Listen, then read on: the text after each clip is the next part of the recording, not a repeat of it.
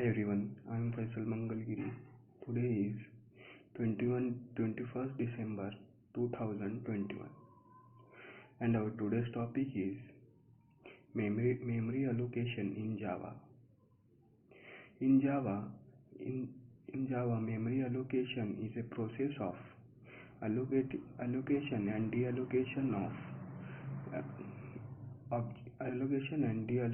of objects. Java does memory management automatically by using automatic memory management system, which is also known as a garbage collector.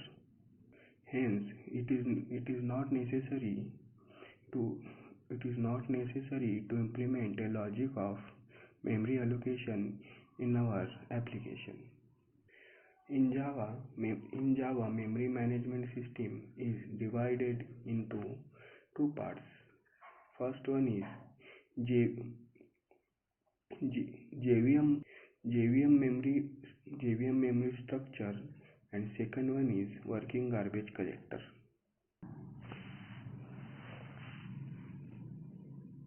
Let us know about JVM memory structure. It consists of 5 parts, namely method area, heap area, stack area, PC registers, and native method area. Let us first know about method area. Method area is created when JVM starts, that is Java Virtual Machine starts. It is used to store class structure, a superclass name, interface name, and constructors. Let us know about heap area. Heap area stores actual objects. Heap area is created when JVM starts. We can control heap area. Heap area can be fixed or dynamic in size. When we use new keyword, then JVM creates instance of a object in heap area, and reference variable to it is stored in stack. There exists only one heap for running JVM process. When heap becomes full, then garbage is collected. Let us know about reference types. There are 4 types of references. First one is strong type, second one is weak type, and third one is soft, and fourth one is phantom. These are the types of reference. Let us know about a stack area. Stack area is created when thread is created. Stack area's size can be fixed or dynamic.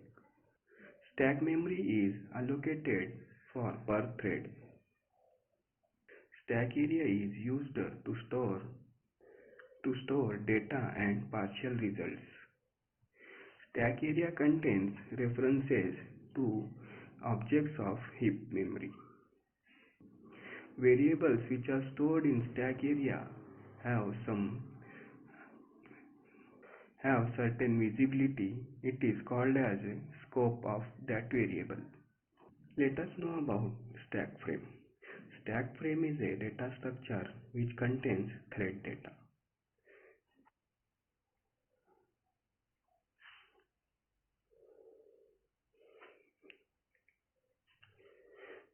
Thread data is a data which represents state of thread in a current method. Stack frame is used to store data and partial results. When a method is called, then a new stack frame is created. New stack frame is destroyed when method call completes. Only one stack frame is active during at any point of at any point at any point of thread. This frame is known as current frame, and method is known as a current method, and a class is known as a current class. Stack frame stops current method when it calls another method or the method call is completed. A stack frame which is called by a stack frame which is created by a thread is local to that thread. It cannot be